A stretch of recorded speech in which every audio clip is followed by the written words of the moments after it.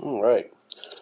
So outside of the pleats, the biggest piece of this mini kilt is the back fold, which is, well, I'm measuring with a little bit of extra material just in case, but I'm marking it at 28 near to the corner by 15 from here to here. So that's what we're doing right now. And because it's a long, huge piece, I'm not using the roll cutter. I'll chalk it and do it with the scissors.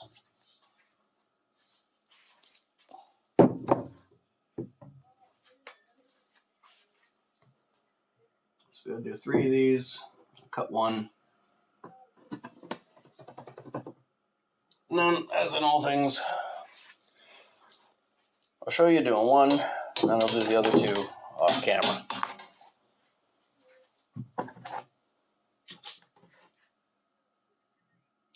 Something to remember when you're dealing with scissors is you want to hold both sides of the fabric to keep a straight line. So your fingers holding it on this side and your finger and thumb holding it on this side of the line. That way you can pull it against the blades, cut your line a little straighter. It's being held on both sides, it's held even against it. Be right back.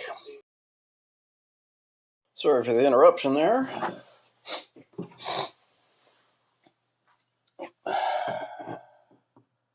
Editing one video while recording another. This YouTube stuff is a lot more work than a lot of people realize. And this is the 3rd video I'm working on recording today. I've already edited 2. So, working every day no matter what. But that's one cut. I'll show you where that goes. Pull one of the kilts out here. Oh, there's all 3 of them. I'll take one off.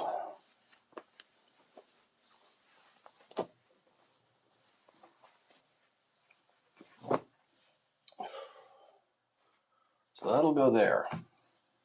That's the right-hand side of the kilt.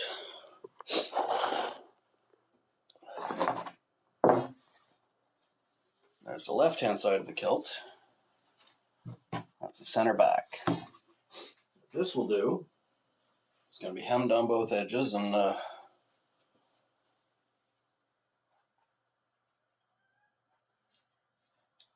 serged in place and folded. It'll fold in there so that when the lacing plate's on the back, it can open the amount of space it needs to open to make it sizable. That said, these are going to be sizable from 20 to 30 inches in the waist because that's the size the client asked for. That's all the necessary pieces for the kilt itself other than belt loops and pockets. But I'll cut the other 2. Then I'm going to show you serging them. Then I'm going to show you stitching them in place. Got these 3 cut. Let's get them serged. I grabbed a stool for this, but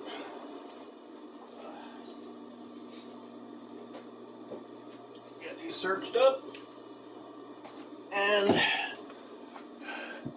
maybe I'll have to show you changing that cone of thread.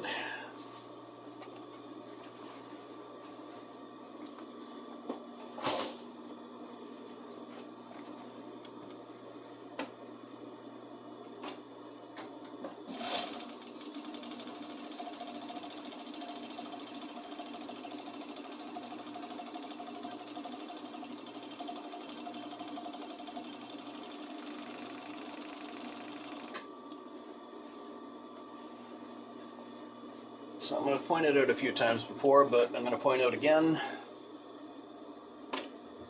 pedal on the sewing machine, this one or the other one, or any sewing machine, it's not just an on-off switch. You can go really fast and really slow. You control the speed.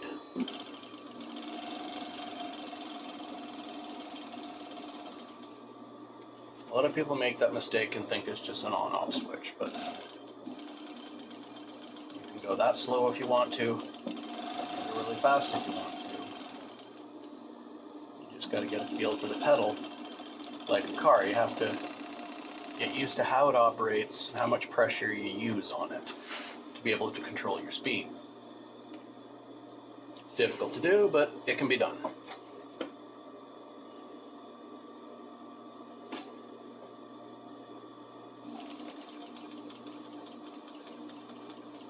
Again, working carefully, not only keeping the line straight, but keeping from stretching the material while you're sewing it.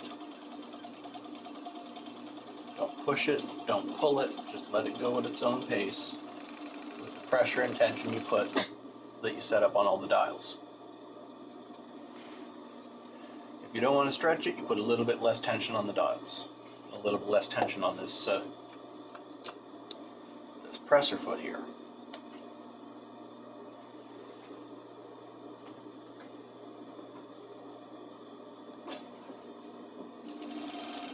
Vertical, the long one, I can go a little faster because it's not fighting the stretch of the material.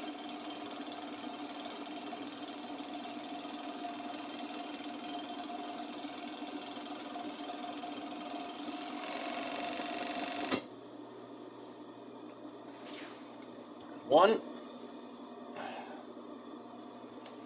Okay, that one's surged up. We'll do the other two. And when that cone runs out, I'll show you changing it.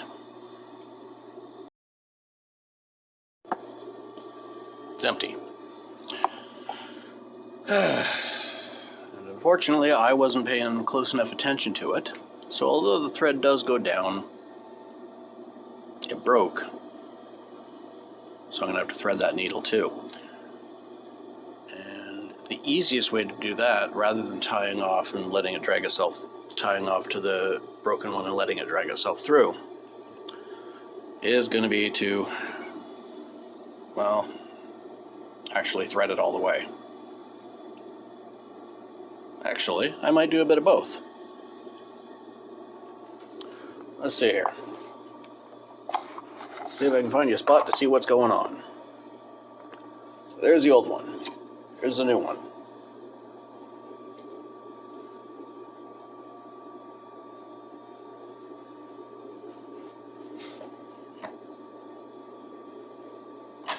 Take the cone off, put the cone on, put the cap on it.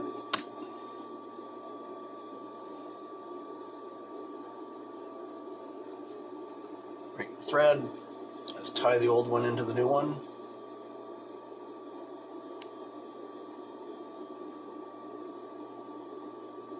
Just a quick knot there. I don't know how well it's on screen or not, but there, it's tied up.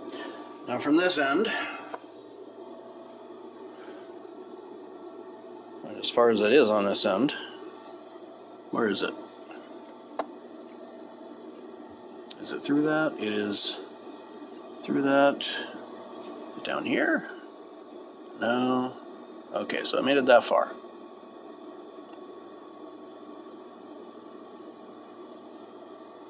So we can drag it there. Pull that knot up. If you can see it. Yeah, drag it through there. Drag it through there. Follow it down. We can get it almost all the way.